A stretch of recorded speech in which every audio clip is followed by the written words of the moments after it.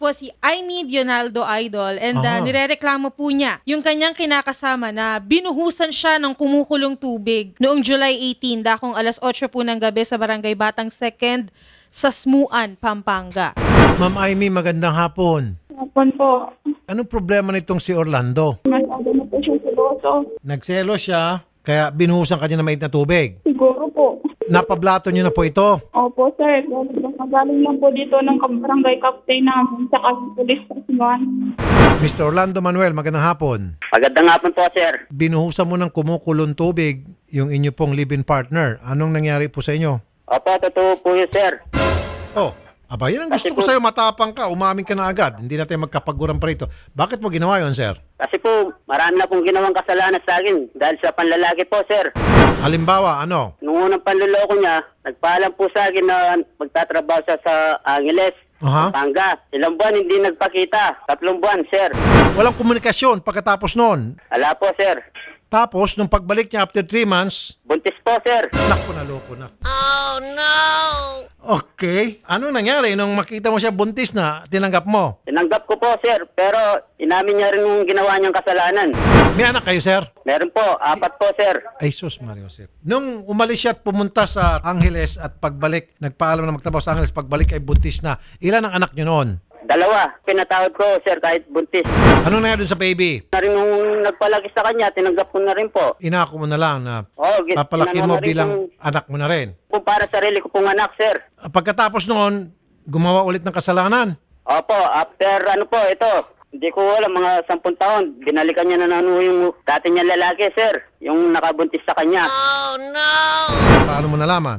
May ebidensya po ako, sir. Yung anak kong isa, nakikita po raw pagkagabi, maalis ako. Trabaho ko po kasi, gwardiya sa pispan, sir. Pag nagjo-duty kayo, Sinasalisihan pala po ako ng lalaki. Sa bahay po namin mismo, sir. Nakita ko ng isang anak ko, sir. Kaya nagawa ko yun dahil napuno na po ako, sir. Pinatawad ko na unang pagkakamali niya. Ngayon, ginawa na niya naman uli. kailan po ito yung nahuli ng anak mo na si Ma'am Aimee ay nagdadala ng lalaki dyan at nasasalisihan ka dyan sa bahay Tagal na niyo? ho, sir. Kaya lang ho, yung bata, tinatakot niya, sir. Ayaw pong magsumbong sa akin. Mali pa rin, sir, yung ginawang pagbuhos ng init ng tubig. Mali nga talaga yung ginawa ng girlfriend mo. Maling-mali, pinakamali sa lahat ng mali. Dahil nagpabuntis sa iba, pinatawad mo at umulit na naman. Mas mali yung ginawa mong buhusan siya ng kumukulong tubig. Pwede kang makasuhan dyan. Sa kabilang banda, pwede mong kasuhan din si Mrs. ng child abuse kung yung bata ay makikipag-cooperate sa'yo. Sa tingin mo kaya yung anak ninyo na nakakita, naka-witness doon sa panlalalaki ni sir, yung pagdadala ni ma'am ng lalaki dyan sa inyong pamamahay, sa tingin mo kaya yung bata, yung anak nyo ay willing mag-testify? Opo, sir. Kasama ko po ngayon. Siya lang pong naiiwas sa akin.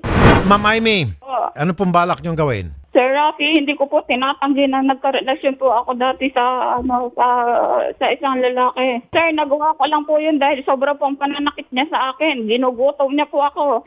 Tamad po yan, sir.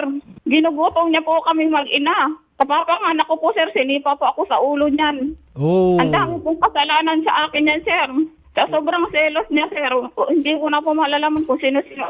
May makakausap lang po ako, sir, nagsisilusan niya. Kulang na lang, sir, tatay na pagsisilusan niya eh. ma'am, hindi ko kinakampiyan si lalaki rito. Yung kanyang pagseselos, may pinagbabasehan naman, may ebidensya. Dahil Nung una, talagang nung una. ginawa niyo po. Nung una po, sir, wala po akong kasalanan talaga. Kaya nasabi po ng kapatid niya, tutuhanin mo na maglalakit. Yan din lang ang ginagawa sa'yo, sabi ng kapatid niya sa akin. Pero hindi ko po yun, sir, pinanghahawakan, nag-gate pass para manlalaki po. Yung pong nangyari, sir, parang nahulog na lang po ang loob ko dun sa lalaki na yun kasi every time na sinasaktan po niya ako, siya po yung nagko-comfort. Hindi naman po sa... sir, siya po yung, hayaan mo na yan, ganito, ganyan, anak, kaya mo yan. Saan mo nakilala tong lalaki, ma'am? Diyan lang din po siya, sir, sa Batang po. Sa tagal po niya ako sinasaktan. Ang dami pong kasalanan niya sa akin, sir. Ma'am, ito po ma-advise ko sa inyo. Ito po yung palaging rason ng mga taong nakakagawa ng kalokohan. Selos kasi ng selos, ginawa ko na lang. That is Ilang beses na kami nakarinig dito na, sir, palagi na lang kasi pinagsiselosan, tad-tad na sa pagsiselos, nabibingin ako sa pagsiselos, hindi ko naman ginagawa noon, kaya tinutuhanan ko na lang, ginawa ko na lang. That is bull. Kung talagang wala sa intensyon nyo ay magloko, then panay ang selos sa inyo nung partner nyo, hiwalayan nyo na lang. Kaysa naman, manlalalaki ka o mambababae ka at ang pinakarason mo ay tututuhanin ko na lang total. yun naman talaga ang palagi mong bintang sa akin, that is bullshit. Ito sabi ng isang citizen, ang isang mali ay di may tutuwid ng isa pang mali. Tama nga naman. Mali yung pagsisilosan ka, pero mas mali yung tututuhanin mo yung ipinagsiselos sa iyo. May problema ka, ma'am, at may problema si Sir. Johnny Garrett, magandang hapon. Yes, magandang hapon. Etong si live-in partner, paulit-ulit na lang na lalaki at minsan pa nahuli ng anak nila na may pinapunta itong lalaki at inamin naman ni girl sa bahay dahil gwardiya itong si Sir, nasalisihan itong si Sir. Okay, nakita ng bata at willing yung bata na mag-testify for that incident. Yes. Sa kabilang banda, ito naman si lalaki dahil pundido na siya sa panglalalaki ni babae, binuhusan niya ng kumukulong tubig. Pag nagkasuhan silang dalawa, paano to? Anong mga kaso ang pwedeng i-file ng bawat isa sa isa? Pagka nagkakasuhan po, sir, ang matatalo dito is yung lalaki. Dahil po meron tayong violence against women and children, ang kanyang pagbubuhos ng mainit na tubig, pasok agad yun sa physical abuse. Dahil automatic po yun, sir, nakakasakit agad yun. And may permanent skin damage na pwedeng mangyari dun sa victim. Dahil ang pagkakanote ko sa kaso na to is live-in partner po sila and Correct. hindi po sila kasal. Correct. Dito po na naman papasok yung sinasabi nating gap in the law dun sa violence against women and children natin. Dahil kapag lalaki ang ginawa ng babae dito sa case na to, may kaso po yun. Pero sa ngayon po, wala po tayong makakaso laban dun sa babae dahil live-in partner lang po sila. Okay. Unless po, mapakita po natin na yung ginawa ng babae nakaka-apekto sa bata, na parang nasisira na yung pananaw ng bata kung ano ba ang normal na relationship, pwede pong pumasok sa child abuse. Pero ito pong si lalaki naman, still, gusto ko pong ipaalala sa lahat ng lalaki sa relationship, never po magkaka-excuse. In fact, or in law, nasaktan po natin yung mga babae. Yung pagbuhos po ng mainit na tubig na yun, that's physical abuse na, sir. Very much agree ako dyan. In other words, bawsi against dito kay lalaki, possible Yes. child abuse against dito kay babae. Yes, sir. Salamat, Attorney Garrett. No problem, sir. Sir Orland, Hello po, sir. bawsi ka. Violence against women and children. Doon sa child abuse naman, laban kay Aimee, kung makukumbinsin mo yung anak mo at mapapatunayan na na-trauma siya dahil doon sa nakikita niya na nalalaki itong nanay niya, then pwedeng child abuse. Sir, Opo, sir. ulitin ko, hindi po excuse na yung nanlalaki siya na para buhusan mo ng tubig. Maliban na lang, ito nasa batas naman natin, kung kasal kayo at nakita mo yung misis mo nakapatong sa ibang lalaki at nabuhusan mo na init na tubig at napatay mo, absuelto ka sa batas. Caught in the act. Crime of passion. Now, sir, pwede ka makulong dito. Ma'am Aimee, nung kayo po'y nabuntis, bakit bumalik pa kayo? Ba't hindi na lang kayo tuluyan ng nakipaghiwalay dito kay Mr. kung talagang totoong bugbugero pala ito at sobrang pagkasiloso? Hindi lang sana kayo bumalik and then kinuha mo na lang yung mga bata. Yung intention ko lang po dun, sir, pumatol po ako dun. Gusto ko pong gumanti sa lahat ng ginawa niya sa akin. Sa kabila po, sir, mahal ko po siya, kaya binalikan ko po siya, sir, kasi nagmakaawa po siya sa akin na bumalik ako. Aayusin namin ang buhay namin. Hindi po, sir. Sana lang po bumalik. Sinungaling ka. Kung hindi ka pa nagmakaawa sa akin, talaga naman makikipaghiwalay ako sa'yo. Ang kapal naman ng mukha ko na nabuntis ako ng iba, babalik pa ako sa'yo. Kung gusto mo magkipag-ugwalay sa akin, nung pa nabuntis ka. Tama ka. Sinasabi ko sa'yo, makipaghiwalay na ako sa'yo. Sabi mo, wag, maawa ka sa akin, magbibigti ako. Kung mahal kita, kahit anong ginagawa mo sa akin, binabalikan kita. Hindi pa ba sapat ang ginawa ko para sa pamilya mo, sa'yo? Para ganituhin mo ako. Ang pagkakamali ko, inaamin ko. Hindi ko itinatanggi yun. Sinabi ko na sa'yo, alam ko ang hangganan ko. Para sa mga lahat ng kababaihan na rin, may kinabang sa advice ko. Sa unang instance pa lang na kayo po'y sinaktan ng inyong partner o asawa, huwag kayong pumayag, magpa-blatter kayo, magpa-medical at magdemanda. In your case, ma'am, paulit-ulit na lang pala na binubugbog kayo nito at sobrang seloso. The fact na umalis ka na, ibig sabihin talagang ayaw mo na sa relationship na yon dahil nga impyerno. Thank you. Tama yon. At meron kang kinasama ng ibang lalaki, walang problema kasi hindi naman kayo kasal. Walang kasalanan ka sa batas. Nagpabuntis ka. Bakit ka pa kasi bumalik? Alam mo naman na yung isang taong bugbugero, maliban na lang kung yan po ay nagpa-rehab o nagpa-psychiatrist o nagpagamot o sought professional help, doon lang po matatanggal yung masamang ugali niya ng pananakit. Pero kung wala naman po siyang ginawang pagpapagamot o pagpaparehab, babalik ka sa kanya ulit at lalo pat nabuntis ka, lalo mang gagalaiti ito sa loob-loob niya. May bit-bit kang bagahe para sa kanya. Sana ma'am, hindi ka na bumalik. tinuloy-tuloy mo na lang. Kinuha mo na lang yung mga anak mo. Para sa akin, bakit ka bumalik? Yung lalaki, ma'am, nakuha na niyang gusto niya. Maraming ganon, loko-lokong lalaki. Iniwan ka, ikaw na mismo nagsabi. Pinauwi ang lalaki, uwi ka na doon. Siguro, sabi ng lalaki, sorry mama, sawa na ako. And then, nakita nung lalaki na, oops, nabuntisan ko to. Responsibility to. Para makatakas sa responsibilidad, pinauwi ka na. Ikaw naman, natakot ka, wala kang pupuntahan, nagpanik ka, bumalik ka na lang dito kay Orlando kahit na alam mo mabubugbog ka na naman ulit. Para bang naghahanap ka ng sakit sa ulo.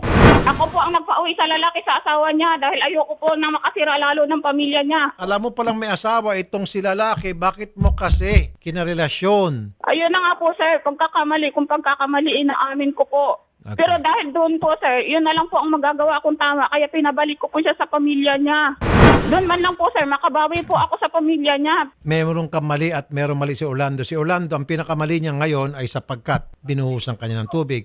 Sa kabilang banda, ma'am, kung titingnan mo talaga, susuriin mo talaga ang sarili mo, susuriin nyo yung pagsasama nyo yung dalawa, malaki din po ang pagkakamali ninyo.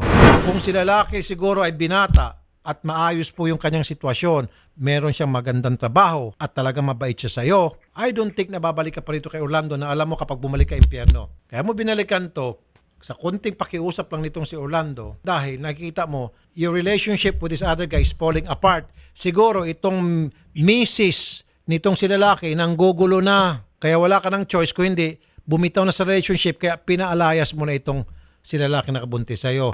Sa kabilang banda, ikaw naman Orlando na bogbogero, dapat sir, noong ka pa nakulong. Opo, sir. Minsan po, hindi naman po tutuin sir. Wala po, sir. Kahit mag-ano po kayo ng blatter dito sa amin, sa Pampanga. Ma'am Aimee, Po, pinablatter mo ba yung mga pambubogbog niya dati sa'yo? lagi po kami nababarangay sir.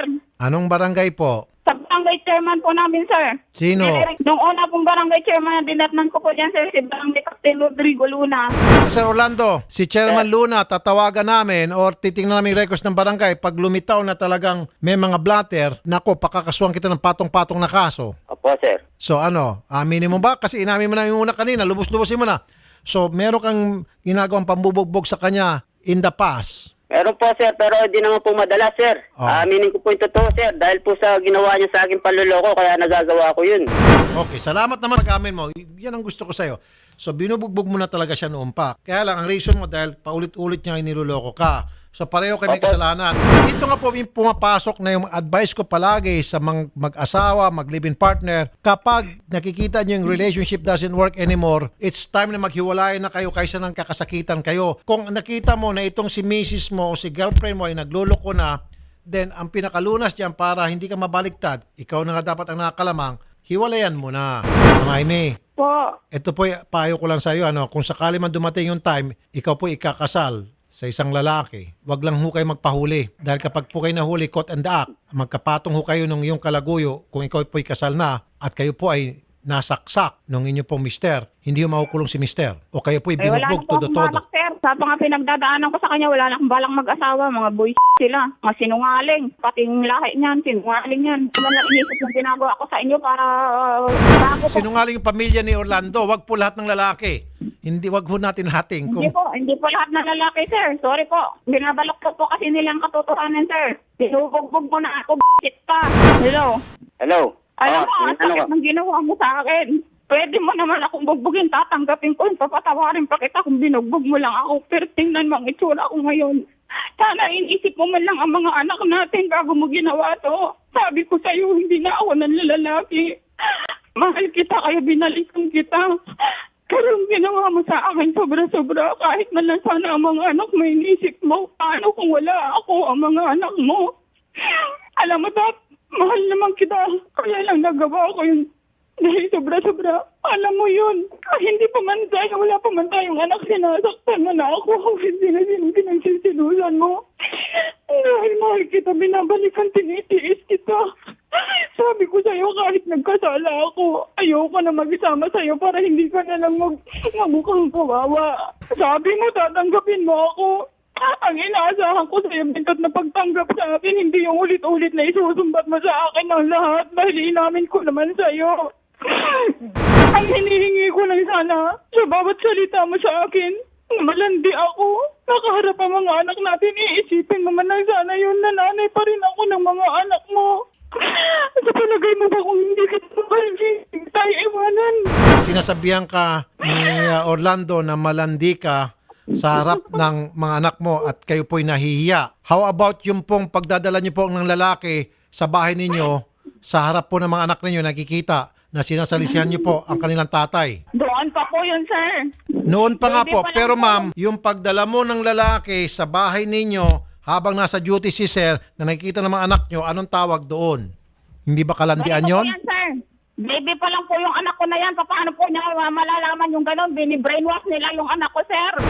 So nung pagdadala mo ng lalaki, baby pa, hindi pa nakikita. Hindi niya po nakita siguro, pero inaamin ko po, sir. Kaya Okay. lang, baby pa po yung anak. Ayoko po magsinungaling, sir. Inaamin ko po yan, sir. Inaamin ko naman po lahat ng pagkakasala ko, sir. Ang inaano ko lang, sir, dapat kahit pa paano, kahit ganun po yung ginawa ko, irespeto niya po ako sa harap ng mga anak ko. Hindi yung laki na sinasabihan naman lang, hindi ka ba maririndi niyan? Totoo naman po sir. Kaya natatawag ko yun, wala ho siyang pagbabago sir. Saka ho yung bata, hindi na ho baby yun, malaki na. 12 na po itong bata sir. May mga Di nagsabi po, sir. mga netizen, pareho kayo Kaya may lang po. saltik. Hindi ho ako nagsisisi sa ginawa ko. Ang tapa mo sir, alam mo sir, humahanga ako sa katapangan mo. Hindi ako humahanga dahil sa mga pinanggagawa mo ha, nakalokohan. Yung pananakit Opo, sir. at pambubuhos ng inat tubig.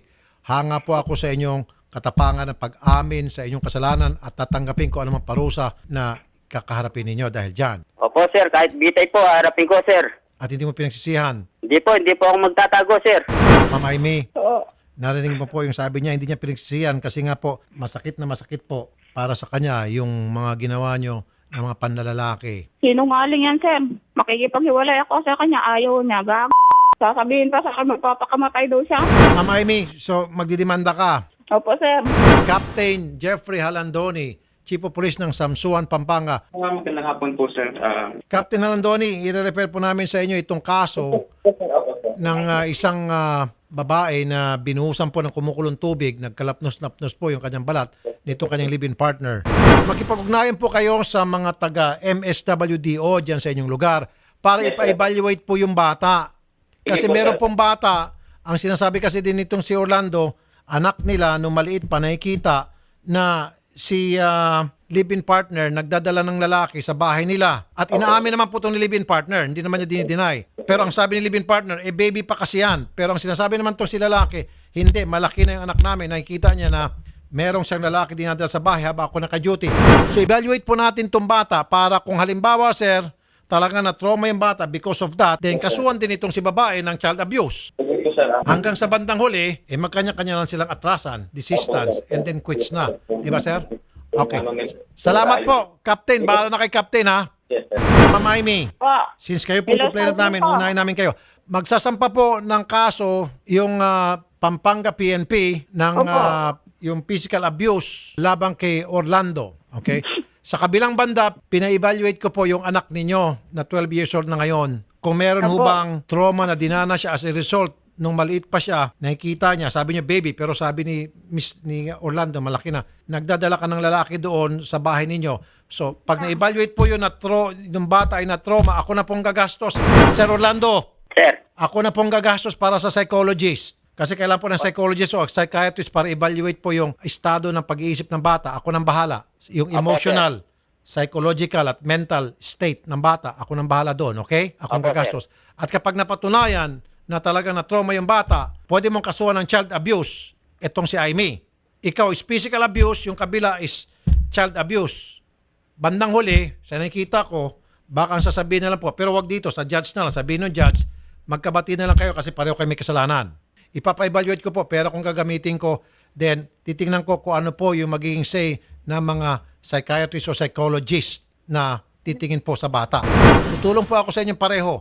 Pero sige. pagdating po sa kasuhan na doon natin magkaalamanan sa korte, bandang huli ma'am, kung sino may pinakamabigat na kaso, then Hello po. yun yung manalo. May mabigat na kaso against sa isa, yun ang mananalo. Okay ma'am? Okay po, sir. Basta sinasabi ko po sa inyo, siya po nananakit sa mga bata na yan. Sinusuntok po niya yan.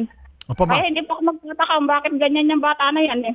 Kaya nga ma'am, ang ikakaso mo sa kanya, physical abuse, matindi po yung ebidensyang hawak nyo ma'am. Yung nagkalapnos-lapnos po yung balat ninyo, very, very overwhelming po yung ebidensyang yan. Opo. Sa kabilang banta, yung pong sa child abuse, patutunayan pa po sa mamagitan ng eksperto. Now, kapag napatunay na eksperto na yung pong trauma ng bata ay hindi dahil sa nakita niya na ikaw ay nagdala ng lalaki sa bahay ninyo, ay dahil sapagkat siya ay binubugbog ng kanyang tatay or nakikita niya sa mga mata niya na binubugbog ikaw ng tatay niya, then doble ang kaso ni Orlando, child abuse at saka physical abuse. Child abuse sa anak, physical abuse sa iyo, okay? Okay po, sir. Ano sabi naman netizen muna, Shari? Nanlalaki ng ilang beses na buntis pa ng iba. Napuno na siguro. Ito po pong si Kuya Orlando. Parehong may tama. Tama sa utak. Yan, idol. Patas yan. Yes, idol. Kasuhan din si... Ayun. Dalawa nga sila kakasuhan. Magkasuhan sila sa Yes korte. po, tama po. And then, in the end, baka pag-ayusin sila ng judge, pag nakita na parehong may kaso, let's go. First time to. Tayo na lang ay magmemeron sa korte. Rapi tulpo, isang taong hindi ka iiwanan. Basta nasa tama ka, ilalabang ka ng patayon. Kahit na sariling reputasyon niya ang itaya, ipagtatanggol ka niya kahit siya ang mapahiya. Ang sarap kapag panatagsan man ng iyong tungtungan, dahil merong rapi tulpo ka na